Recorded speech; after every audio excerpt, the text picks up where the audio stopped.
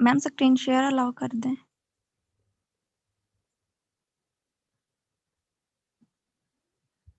कर दिए।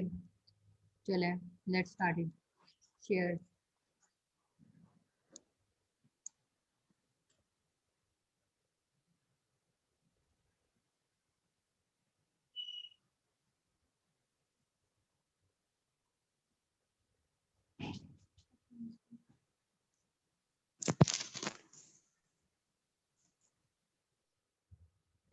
पहले आप अपना रोल नंबर बताएं मुझे,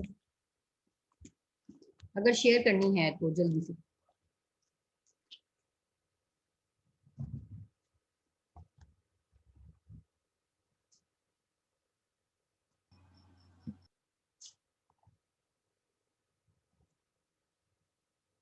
बेटा इतना टाइम। माय नेम इज शमशान और मेरा आज का टॉपिक है इंट्रोडर्स।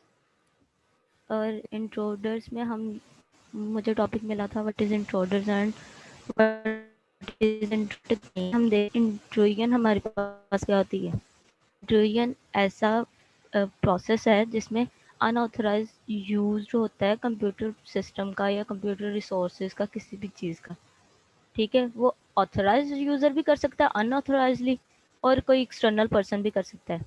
ठीक है, जैसे कि intrusion, an intrusion is defined as the unauthorized use of computer system by other authorized users or external perpetrators। Types of intrusion है हमारे पास, 3 टाइप की इंट्रूजन होती है। एक्सटर्नल अटैक होता है, इंटरनल अटैक होता है, क्लैंडस्टाइन अटैक होता है। ब्रेक इन होते हैं। ब्रेक इन मतलब हमारे पास आउटसाइडर अटैम्प्ट होती है, लेकिन वो किस तरह की अटैम्प्ट होती है, डेनल ऑफ सर्विसेज अटैक की तरह की अटैम्प्ट होती है। मतलब वो हमारे पास जो हमारी यूज़र की साइट है या यूज़र जिस रिसोर्स को असेस करना चाह रहा है, उस रिसोर्स की असेस यूज़र को अवेलेबल ही नहीं होने देता, सर्विसेज का डेनल कर देता है। ये एक्सटर्नल अटैक्स की एग्जाम्पल है। उसके बाद इंटरनल अटैक्स में हमारे पास मैस्करेडिंग एज सम अदर यूजर्स आता है। मैस्करेडिंग का मतलब होता है कि ऐसा पर्सन या इस तरह से वो अटैक कर रहा है कि उसने मास्क पहना हुआ है और वो किसी दूसरे पर्सन की शो करवा रहा है कि दूसरा पर्सन लॉग इन हुआ है या वो असेस कर रहा है, लेकिन असल में वो कोई और होता है, लेकिन उसकी आईडी यूज़ करके हो रहा होता है। इसमें इंटरनल अटैक में हमारे पास मलिशियस अटैक भी आ जाते हैं। मलिशियस अटैक मतलब वो कोई भी हमारे पास हमारे सिस्टम में या हम किसी कोई भी ऐसा पर्सन जो किसी दूसरे के सिस्टम में मलिशियस सॉफ्टवेयर इंस्टॉल कर देता है, बाद में उसका सारा डाटा और सारी इन्फॉर्मेशन खुद असेस कर लेता है। और क्लैंडस्टाइन यूजर्स में हमारे पास एक्सप्लॉइटिंग बग्स होते हैं प्रिविलेज्ड प्रोग्राम्स में। मेन जो हमारे पास प्रिविलेज का प्रोग्राम होता है ना, उसमें जो बग्स एक्सप्लॉइट कर देता है, जिसकी वजह से वो फिर प्रोसेस कंट्रोल कर लेता है। इसके पास इंट्रोजन के हमारे पास कुछ एग्जांपल्स हैं। फॉर एग्जांपल हमारे पास डिफेंसिंग का वेब सर्वर होता है, हमारे पास क्रैकिंग पासवर्ड हो जाता है, और कॉपिंग a database contain credit card numbers. Obviously उसने चोरी करनी है तो उसने क्रेडिट कार्ड काम होना ही है। बाद में बस ये इसी तरह की कुछ एग्जांपल्स हैं। अब आगे हमारे पास इंट्रोजन का जो पर्पस है ना, मतलब अनऑथराइज जो असेस लेता है, ठीक है, उन्हें इंट्रोडर्स कहते हैं। और इंट्रोडर्स की 3 तरह के इंट्रोडर्स हैं हमारे पास, masqueraders, misfeasors and clandestine users. Masqueraders हमारे पास हैं an individual who is not authorize to use the computer. मतलब जो ऑथराइज पर्सन नहीं है लेकिन वो फिर भी यूज कर रहा है, मतलब मास्क वेयरिंग पर्सन है। और penetrates a system access control to exploit a लिगिमेटिक यूजर अकाउंट। मीन वो शो कराता है कि ये ऑथराइज पर्सन, लेकिन वो ऑथराइज पर्सन नहीं होता, वो छुपा हुआ होता है उसके अकाउंट के पीछे। ठीक है, लाइक ये जैसे मैं पहले हमने पढ़ा है कि एक्सटर्नल है, लाइक टू बी एन। अच्छा, मीज़ाफिज़र्स हमारे पास हैं कि ये एक हमारे पास ऐसा पर्सन है जो कि मीज़ाफिज़न्स परफॉर्म करता है। मीज़ाफिज़न्स एक ऐसा एक्ट है जिसमें हम फॉर एग्जांपल किसी पर्सन को हमने कोई ड्यूटी दी है, लेकिन वो उस ड्यूटी को सही तरह से परफॉर्म नहीं उसने किया, करेक्टली परफॉर्म नहीं किया, उसे मीज़ाफिज़न्स कहते हैं। ठीक है, और जो पर्सन नहीं करेगा उसे मीज़ाफिज़र कहते हैं। इसमें है हमारे पास, अगर कंप्यूटर की सेंस में बात की जाए, कि एक लेगिमेट यूज़र है possesses data, programs and resources for which such access is not authorized. मतलब फॉर एग्जांपल उसके access जहाँ तक उसे दी गई है वो वहाँ तक access नहीं लेता, वो आगे पहुंचा होता है, उसे कहते हैं मेसाफिजर्स, और ये इनसाइडर्स होते हैं पर्स, ऑब्वियसली वो यूजर्स। मैम इसमें हमारे पास के एक करेक्टली काम, ठीक है, लेकिन अनलॉफुली किया जाता है, वो नहीं कहते हमने बात सही की है, लेकिन बात का अंदाज ऐसा था कि वो गलत हो गई है, ये इस तरह का है। Can individual who seizes supervisory control of the system, जो उसका कंट्रोल ऑफ सिस्टम है उसे सीज करता है, use this control to evade auditing and assess controls to the sub suppress audit collections।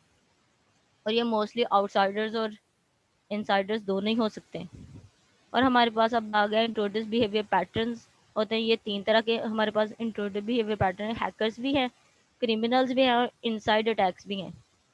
Hackers हमारे पास हैकर्स वही लोग होते हैं जो थ्रिल और फॉर स्टेटस के लिए काम करते हैं, हैकिंग करते हैं, ठीक है, और ये डेंजरस हो सकती है, और हम इसे कंट्रोल कर सकते हैं इंट्रूजन डिटेक्शन सिस्टम और इंट्रूजन प्रिवेंशन सिस्टम के थ्रू। और ऑर्गेनाइजेशन, अगर हमने इसको ओवरकम करना हो तो ऑर्गेनाइजेशन को स्ट्रिक्टली होल्ड होना चाहिए कि वो अपने सिस्टम में या अपने सिस्टम को असेस दे, रिमोटली जो आईपीज हैं उनको असेस ना दें, और उन्हीं को दें जिनको वो ऑथराइज्ड है। क्रेडेंशियल्स अप्लाई कर लेना। क्रिमिनल्स हैं हमारे पास अब organized group of hackers. Hackers है कि सिंगल पर्सन है या 2-3 बंदे हैं हैकर्स, वो हो गए सेपरेटली काम करें। क्रिमिनल्स हैं वो उनका काम ही यही है हैकिंग करना। ऑर्गेनाइज्ड ग्रुप होता है हैकर्स का, loosely affiliated, met in underground firms to trade tips, data and coordinating attacks। और इसका कॉमन टारगेट होता है कि credit card files at e commerce site, sorry. और इसके बाद quick in and quick out nature होती है इनकी, और इंट्रूजन डिटेक्शन सिस्टम और इंट्रूजन प्रिवेंशन सिस्टम का इफेक्ट होता है, लेकिन इसमें लेस इफेक्ट होता है, वो इसको कंट्रोल नहीं कर सकते क्योंकि ये पूरा एक ऑर्गेनाइज्ड ग्रुप है, इसको कंट्रोल इतनी ईजीली नहीं मिलता। उसके बाद हम इससे ओवरकम कर सकते हैं कि हम अपनी डाटाबेस की स्ट्रॉन्ग इंक्रिप्शन करें ताकि वो इससे असेस ही ना कर सकें। इनसाइड अटैक्स है हमारे पास, most difficult to detect and prevent है, क्योंकि ये इनसाइडली परफॉर्म किया जा रहा होता है तो इसकी डिटेक्शन भी हमारे लिए इतनी इजीली नहीं होती। और can be motivated by revenge and feeling of entitlement, revenge के तौर पर ये किया जा सकता है। और IDS and IPS may be useful up to some extent, लेकिन ये इतना यूजफुल नहीं होता। Protect some sensitive resources with strong authentication, इसमें हमारे पास सेंसिटिव जो रिसोर्सेज है उसको हम प्रोटेक्ट कर सकते हैं, किसके साथ, स्ट्रॉन्ग ऑथेंटिकेशन के साथ। इसके बाद हमारे पास ये है कि अपॉन टर्मिनेशन, मतलब कोई अगर पर्सन हमारी ऑर्गेनाइजेशन छोड़ गया है तो हम उसका जो अकाउंट है उसको डिलीट कर दें और उसको असेस ना दें, उसकी असेस को भी डिनाई कर दें ताकि वो दोबारा बाद में आके अपना अकाउंट चला के वो असेस ना ले सके। और इसकी बड़ी अच्छी एग्जांपल है, हमने पिछली दफ़ा ऑनलाइन एग्जाम्स में जो किया था, सारे बच्चे जानते हैं, पुराने स्टूडेंट्स का डाटा यूज़ करके। इंट्रूजन टेक्निक्स हैं हमारे पास के, the objective of intruder is to gain access to a system or increase the range of privileges accessible on a system. इसका मेन ऑब्जेक्टिव क्या है कि इंट्रूडर्स जो है वो, ओहो, इसका मेन ऑब्जेक्टिव हमारे पास क्या है कि जो इंट्रूडर्स हैं वो मैक्सिमम असेस हासिल करना चाह रहे हैं हमारे सिस्टम की, तो वो गेते हैं इंट्रूजन टेक्निक्स के through. The intruders attempt to acquire information that should have been protected. For example हमारे पासवर्ड्स प्रोटेक्टेड होते हैं, उसी के थ्रू हमारा अकाउंट एक्टिवेट होता है, इंट्रूडर्स उसकी इंफॉर्मेशन अटेम्प्ट करते हैं इंट्रूजन टेक्निक्स के through. With knowledge of some other user's password, an intruder can log in to a system and exercise all the privileges according to the legitimate user। मतलब जितनी भी उस authorise user को मिली होती हैं प्रिविलेजेस, वो सारी प्रिविलेजेस खुद यूज करता है। A system must maintain a file that associates a password with each authorized user। मतलब जो each authorized user है हमारे पास, उसका पासवर्ड को हमें वो सिस्टम को मेंटेन करना चाहिए ताकि वो इंट्रूजन टेक्निक्स के थ्रू इंट्रूडर्स के थ्रू बच जाए sorry. Most initial attacks use system or software vulnerabilities that allow a user to execute code that open a backdoor into a system. Backdoor का मतलब क्या है? Backdoor का मतलब हमारे पास क्या है, वो एक दूसरा रास्ता इख्तियार कर लेते हैं। फॉर एग्जाम्पल वो जो हमारा सिस्टम है या जो यूज़र है उसे नहीं पता चल रहा होता है, लेकिन वो उसी के अकाउंट के थ्रू उसका डाटा असेस कर रहे होते हैं। Intruders can get access to a system by exploiting attacks such as buffer overflows on a program that runs with certain privileges. वो exploiting attacks करते हैं। exploiting attacks का मतलब है कि वो malicious attacks के थ्रू भी कर सकते हैं और दूसरे attacks के थ्रू भी वो privileges access कर सकते हैं। अब हमारे पास आ गया इंट्रूजन टेक्निक में वो पासवर्ड की हम दो तरह से कैसे उसे प्रोटेक्टेड कर सकते हैं। एक वन वे फंक्शन है, एक access control. One way function है कि हम पासवर्ड को जो भी for example user password enter कर रहा है उस पासवर्ड को हम सेव करें और जो हमारी डेटाबेस में स्टोर पासवर्ड है उन दोनों को कंपेयर करें फिर उनको असेस लें। और असेस कंट्रोल है कि हमारा जो पासवर्ड की फाइल है ना उसको लिमिटेड पर्सन्स असेस रखें, मल्टीपल पर्सन के पास उसकी असेस ना हो। इंट्रूजन टेक्निक्स में पासवर्ड गेसिंग टेक्निक्स है कि ट्राई डिफॉल्ट पासवर्ड्स और ट्राई ऑल शॉर्ट 1 और 3 character long, try all the words in electronic dictionary about home and birthday. For example जैसे हमारे पास अब है कि हम ईमेल अपनी का अगर पासवर्ड फॉरगेट कर भी लें तो हमारे पास वो हमें क्वेश्चंस देता है जिसके थ्रू फॉर एग्जांपल हमारी हॉबीज भी हो सकती हैं, नेम्स भी, जिसके थ्रू हम अपना डाटा एक्टिवेट कर सकते हैं।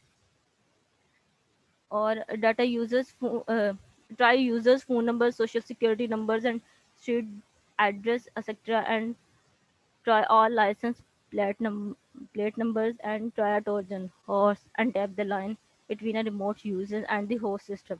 और सबसे इसकी सबसे अच्छी प्रिवेंशन क्या है कि हमें पासवर्ड ऐसा ऐड करना चाहिए जिसकी किसी को समझ ना आए।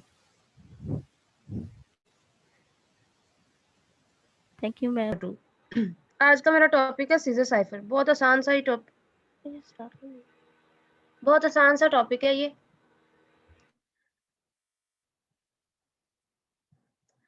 ये जो है ये सब सीजर साइफर हमारी सब्स्टिट्यूशन साइफर की टेक्निक्स में से एक है और ये सबसे सिंपल और सबसे पहले इस्तेमाल की जाने वाली इंक्रिप्शन की टेक्निक्स में से आती है।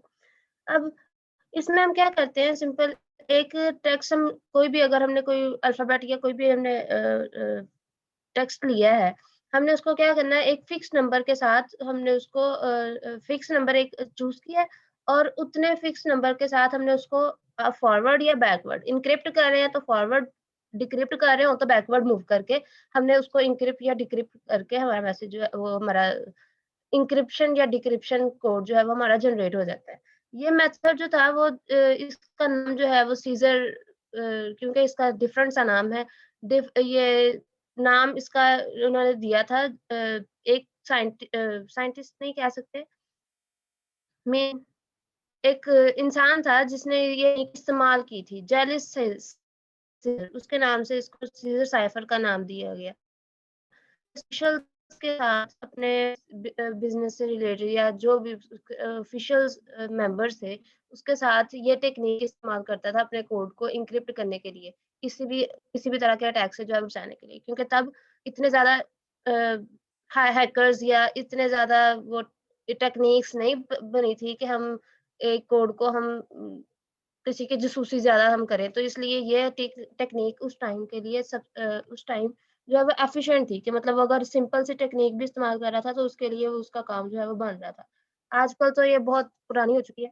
जैसे इसकी एग्जांपल है कि अगर हमने लेटर लिया है ए और हमने उसको कहा कि हमने शिफ्ट जो है वो शिफ्ट जो आपकी एज अ की काम करती है।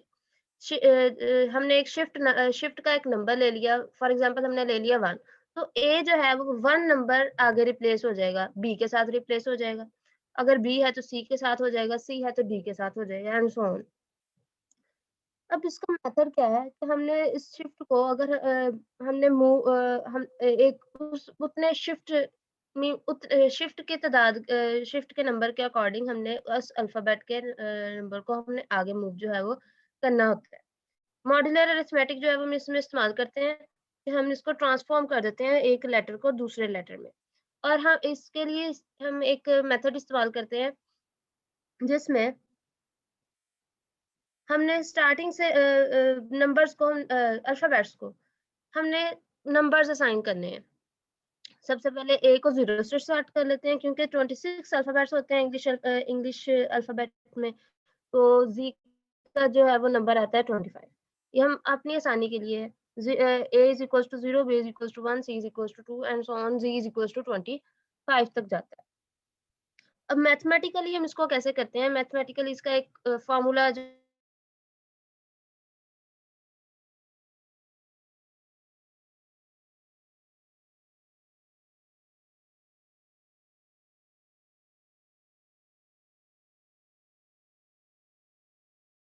वो आगे मूव कर जाएगा।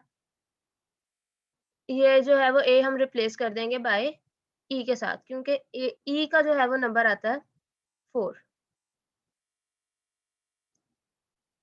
फिर इसी तरीके से जब हम डिक्रिप्ट करते हैं तो हम उसी की को इसमें से x माइनस n कर देते हैं। अच्छा सॉरी, मॉड 6 जो है वो डिस्कस करना भूल गई। मॉड 6 हम लेते हैं क्योंकि मॉडुलस होता है कि हमने इसको डिवाइड करना होता है, डिवाइडेड बाय 26। तो क्योंकि कोई भी नंबर जो है वो 26 हम जो तो नंबर आएगा 26 से बड़ा, ये मॉडुलस उसमें इस्तेमाल होगा, लेकिन इनिशियली जब तक आपकी ये प्लस वाला जो है आंसर है वो 26 से छोटा रहेगा तब तक ये हमारा जो है वो इस्तेमाल नहीं होगा। जैसे अगर जी है, जी का नंबर होता है 25, तो 25 प्लस 4 ये तो आ गया आपका 29 हो गया। तो 29 को हम 26 का मॉडुलस लेंगे तो फिर वो उसका रिमाइंडर जो है वो आएगा उसका रिमाइंडर जो है वो आएगा हमारा 4। तो नेक्स्ट अगेन फिर हम 4 वाले अल्फाबेट पे जाएंगे। इसकी एग्जांपल जो है वो आगे हमें ज़्यादा क्लियर हो जाएगी। फिर डिक्रिप्शन का मेथड आ जाता है। डिक्रिप्शन के लिए सिंपल हमने उसी अल्फाबेट में से हमने अपनी शिफ्ट को जो है वो माइनस कर देना है। नेक्स्ट अगेन हमने मॉडुलस 26 ले लेना है।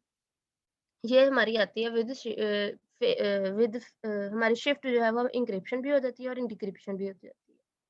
जो हमने इंक्रिप्शन के लिए की इस्तेमाल करनी है, ये शिफ्ट इस्तेमाल करनी है, वही हमने डिक्रिप्शन के लिए इस्तेमाल करनी होती है। इसकी एग्जांपल है, जैसे अगर हमने शिफ्ट जो है वो 1 ली है, सॉरी 1 नहीं ली, 4 ली हुई है, तो ए जो है वो हमारा रिप्लेस हो जाएगा डी के साथ, बी हो जाएगा ई के साथ, सी हो जाएगा एफ के साथ। और अगर जी है तो इन सिचुएशन सी, क्योंकि इसमें मॉडुलस वाला मॉडुलस इस्तेमाल होगा, तो ये नेक्स्ट अगेन हमारी अल्फाबेट के स्टार्टिंग में हमें ले आएगा। ये हमारा आज का सिंपल सा टॉपिक था। Thank you. My name is Mohammad Shahzeb. My roll number is 3843. Topic मेरा नेसिस है, वही सॉफ्टवेयर जो हमने पहले किया हुआ था इंस्टॉल वुलनरेबिलिटीज को स्कैन करने के लिए। अच्छा, नेसिस को सबसे पहले 1998 में फाउंड किया गया। इसको इसलिए कि इंटरनेट कम्युनिटी में हम रिमोटली यानी अपने दूर से बैठकर अपने नेटवर्क को हम स्कैन कर सकें। इसे हम vulnerable scanner which allow to detect ये वुलनरेबिलिटीज को डिटेक्ट करता है। अब वुलनरेबिलिटीज ये होती है, ये वीकनेस होती है हमारे इंटरनेट में, weakness in our internet exploited by cyber security to get unauthorized access. अच्छा, इसके बाद आ गया ये पॉपुलर इसलिए क्योंकि ये हर ऑपरेटिंग सिस्टम पर चल जाता है, मसलन विंडो में भी, लिनक्स में भी, मैक ऑपरेटिंग सिस्टम में भी। ये हमारे वेब ब्राउज़र पे ही काम करता है, यानी हमने सिर्फ इसको इंस्टॉल करके आगे चलाना है। तो ये हमारे वही जो इंटरनेट एक्सप्लोरर या जो हमारा जो भी ब्राउज़र हमने डिफ़ॉल्ट किया हुआ है उसी पर चल जाएगा। That allow remote attacker to access sensitive information room. आगे मैं इसकी हार्डवेयर रिक्वायरमेंट्स बताऊंगा। इसमें ना दो तरह के होते हैं। एक में हम क्या करते हैं कि 50,000 होस्ट से कम करता है, और एक जो है उसमें 50,000 होस्ट से ज़्यादा करता है। अब जो कम वाला है उसकी रिक्वायरमेंट्स है कि हमारा डुअल कोर सीपीयू होना चाहिए, उसकी मेमोरी 2 जीबी कम से कम हो, लेकिन ये हमें 4 जीबी रिकमेंड करते हैं कि सही सही स्कैनिंग के लिए। और डिस्क स्पेस हमारी 30 जीबी होनी चाहिए। और जो हमारा अब 50,000+ होस्ट है उसमें हमें डुअल कोर होना चाहिए प्रोसेसर, लेकिन और मेमोरी इसमें होनी चाहिए 2 जीबी, रैम होनी चाहिए 2 जीबी, 8 जीबी ये हमें रिकमेंड करते हैं। डिस्क स्पेस हमारी 30 जीबी होनी चाहिए। अब आगे ये इसका डाउनलोड और इंस्टॉलेशन का मेथड है। पहले लिंक से हम डाउनलोड कर सकते हैं, उसके बाद इसको हमने इंस्टॉल करना है, अपना अकाउंट बनाना है, और जो अकाउंट में जब ईमेल देंगे तो वहां पर एक एक्टिवेशन कोड आ जाएगा। After completion of installation you can direct log in page. अब जब हम इसे ओपन करेंगे तो ये डायरेक्ट हमारे क्रेडेंशियल वहां पर क्रोम पर जाके ओपन हो जाएगा, जहां पर हमने अपनी इसको डिटेल्स वगैरह देनी है। इसमें अब ये इसकी इसकी है पॉलिसीज, जिसमें हमने इसमें हम यानी 4 तरह की सही स्कैनिंग कर सकते हैं। एक्सटर्नल नेटवर्क जो हमारा यानी बाहर जो लैन है, वैन होता है जो इंटरनल स्कैनिंग में हमारा लैन आ जाता है। वेब ऐप टेस्ट जो हमारे लैपटॉप में वगैरह में एप्लीकेशन चल रही है उसको कर सकते हैं। और ये पीसी है, ये payment card industry data security होता है, ये वॉलेट वगैरह बनाए होते हैं पेमेंट रखने के लिए लोगों ने, उसको भी ये स्कैन कर सकता है। अब आगे इसके आगे ये टेम्पलेट्स यानी टोटल इसकी जो सर्विसेज हैं जो हम स्कैन कर सकते हैं, उसमें एडवांस स्कैन आ जाता है, जिसमें हम इस हमारा जो नेटवर्क कॉन्फ़िगर हुआ है इसमें उसको स्कैन करेगा। फिर ऑडिट क्लाउड इंटरफेस जो हमने इंटरनेट से क्लाउड के थ्रू अपनी स्टोरेज वगैरह बाय की हुई है या यूज़ कर रहे हैं हम, तो उसको करेगा। उसके बाद बैड लॉग डिटेक्शन है, बैश शेल डिटेक्शन है, बेसिक नेटवर्क स्कैन। हम ज़्यादातर बेसिक नेटवर्क स्कैन करते हैं जो हमने अभी सीखा था पिछली ये असाइनमेंट में। अच्छा, क्रेडिट इसके बाद ये सारे इसके हैं। मेलवेयर स्कैन करता है, एमडीएम कॉन्फ़िगरेशन ऑडिट। उसके बाद ये अब इसका हम प्रोसीजर शुरू करते हैं। सबसे पहले तो हम मैंने आपको बताया कि हम बेसिक नेटवर्क स्कैन कर रहे हैं, ठीक है। इसमें हमने अपना सबसे पहले सेटिंग करनी है। सेटिंग में हमने बेसिक वाला सिलेक्ट कर लेना। उसके बाद ये अब ये 3 बने हुए हैं, setting, credential and plugins. Setting में हमने इसकी सेटिंग करनी है, क्रेडेंशियल में अपनी डिटेल देनी है, आईपी वगैरह देना है और हमारा टारगेट बताना है उसको। और प्लगइन में ये प्लगइन में हमें ये बताएगा कि अगर हमने अपने अपने तौर से कोई चीज़ बतानी है उसको, खुद टेम्पलेट बना सकते हैं कि हमारे स्कैन में वो ये चीज़ें बस स्कैन करे, ये चीज़ें छोड़ दे। अच्छा, इसमें अब आ जाता है क्रेडेंशियल आ गया। इसमें हमने अब बताना है अपना ऑथेंटिकेशन मेथड बताना है, पासवर्ड भी रख सकते हैं हम, 2-3 और हैं। उसके बाद यूज़र नेम रख सकते हैं आप, यूज़र नेम जो देना है, पासवर्ड हमने देना है इसको। उसके बाद ये आगे इसके प्लगइन्स, ये अगर तो हमने इसमें कुछ चेंजिंग वगैरह करनी है तो हम कर सकते हैं, अदरवाइज़ ये हमें बता रहा है। इसको हमने सेव कर देना है। उसके बाद ये अब बेसिक नेटवर्क स्कैन हो रहा है, अभी इसने थोड़ी देर लेनी है। उसके बाद ये इसका अभी ये स्कैन का बटन कह रहा है प्रेस करना है। You can also create an folder. इसमें हमने ना फोल्डर सेलेक्ट करना है कि हमारे पीसी में विंडो के किस फोल्डर में हमारा जो रिजल्ट बाकायदा तौर पर सेव हो जाए जाकर।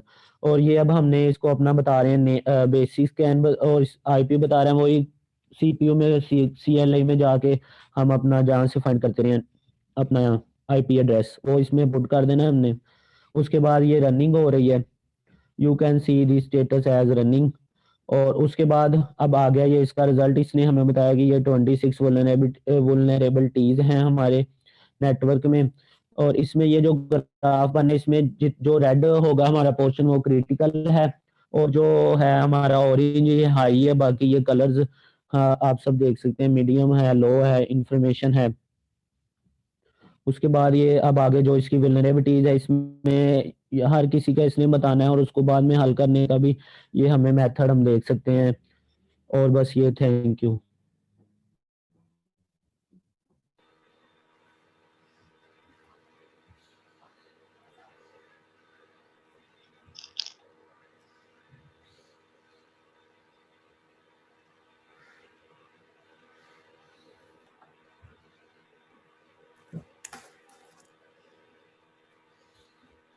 Hi class, my name is Ishwan Adin, and today I will discuss about the subtopic of network security is a one-time pad or one-time firewall.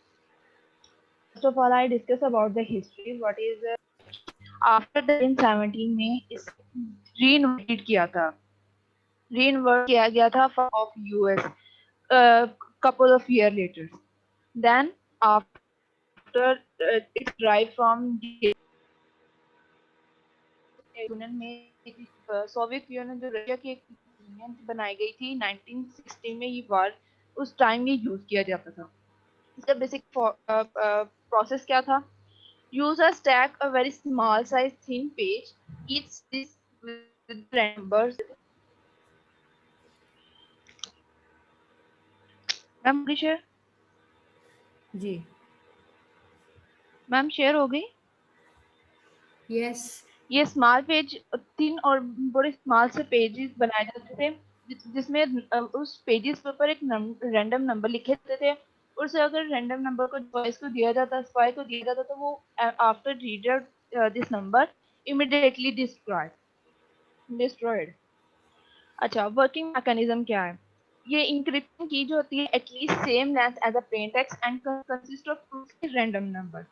जैसे फॉर एग्जांपल मैंने हेलो का मैसेज लिखा, मेरा प्लेन टेक्स्ट 5 नंबर कंटेन करता है. जब मैं की यूज करूंगी वो भी एटलीस्ट 5 नंबर की होगी, वो भी random number. I am just choosing a random number, I am not exactly keying. After that second is that what is a list of number in completely random order that is used to encode a message.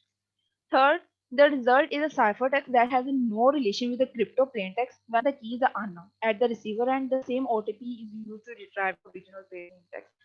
जो third option है इसमें बताया जाए कि जो crypto plain text होता है उसका कोई रिलेशन नहीं होता की के साथ जब वो रिसीव किया. उसके बाद जब वो ओटीपी रिसीव कर ली जाती है तो उसको ओरिजिनल प्लेन टेक्स्ट रिट्रीव किया जाता है. Why OTP is unbreakable. इसके ये बेसिकली मशहूरी इस बात पे है कि OTP के अनब्रेकेबल है. क्यों? Because the key is at least as a message. जैसे मैंने प्रीवियसली एग्जांपल में बताया था, हेलो के 5 कंटेन वर्ड करते हैं और मेरी जो की है वो भी 5 कंटेन करती है word. The key is a truly random number. The key, each key should only be used once and destroyed by crypto sender and receiver. ये भी एक फेमस है क्योंकि एक ही टाइम पे एक ही की यूज की जाएगी और सेंडर रिसीवर इसको बाद में डिस्ट्रॉय कर देगी. दूसरा ये था कि there should only be 2 copies of key, one for sender and one for receiver. और इसमें ये था कि 2 कीज होती थी, 2 कीज इस हिसाब से होती थी, शो की रहती, एक सेंडर के पास होती थी, एक रिसीवर के पास होती थी. और अगर दोबारा इसे हर मैसेज भेजना था उसी सेंडर को, वो डिफरेंट की यूज करते हुए इस सेंडर को यूज करेंगे. इसके मेजर एग्जांपल हमने फॉर एग्जांपल ये हमारे पास ऑलरेडी इंक्रिप्ट किया हुआ नंबर है जिसके हमें दिए गए हैं. अदरवाइज अगर हमें ना दिए जाएं तो हमें XOR गेट के लिए प्लेन टेक्स्ट को कन्वर्ट करना पड़ता है ASCII कोड में. ठीक हो गया. इसका जो मस्ट फॉर्मूला वो ये है, plain text XOR gate XOR operation key is equal to cipher text. जैसे HEI इन्होंने ऑलरेडी उसे बाइनरी फॉर्म में दिया हुआ है और इसकी की भी बाइनरी फॉर्म में हमें गिवन है. बाइनरी फॉर्म में गिवन है और इस पर हम XOR ऑपरेशन अप्लाई करेंगे. XOR ऑपरेशन ये होता है अगर एक भी हमारा डिजिट 1 है तो उसे हम 1 कंसीडर करेंगे. इसी तरह ये सारी की बना दी गई है और इसके नंबर की नीचे इनक्रिप्ट कर दी है. थर्ड, इसे डिक्रिप्ट किया गया है. डिक्रिप्शन में भी फॉर्मूला वही रहेगा मगर यहाँ पे हमारे पहले प्लेन टेक्स्ट था, अब यहाँ पे हमारे साइफर टेक्स्ट आ गए क्योंकि हमने वो डिक्रिप्ट करना है. इस वजह से हमें यहाँ पे cipher text XOR gate key is equal to plain text. Then ये हमारे XOR गेट को साइफर टेक्स्ट में कन्वर्ट किया गया है 110 और वो जब वो डिक्रिप्ट करके हमारा आंसर आता है वो हमारे वही प्लेन टेक्स्ट होता है जो हमें इंक्रिप्शन के लिए दिया जाता है. नेक्स्ट इसकी एग्जांपल है, जो प्रीवियस एग्जांपल है ये जो हम इंग्लिश लेक्चर सुनते हैं उस पर स्पेशली हमें XOR गेट के साथ किया जाता है. मगर जब हम हिंदी लेक्चर्स वगैरह सुन लें तो उस पर ना ये वाले मतलब सिंपल जैसे किया जाता है वो वाली एग्जांपल दी जाती है. जैसे हेलो वर्ड है, हेलो कंटेन करता है H इज इक्वल टू 7 जैसे हमारी ये यहाँ पे शो कर रहा है हमारे ABC में. E is equal to 4 L 11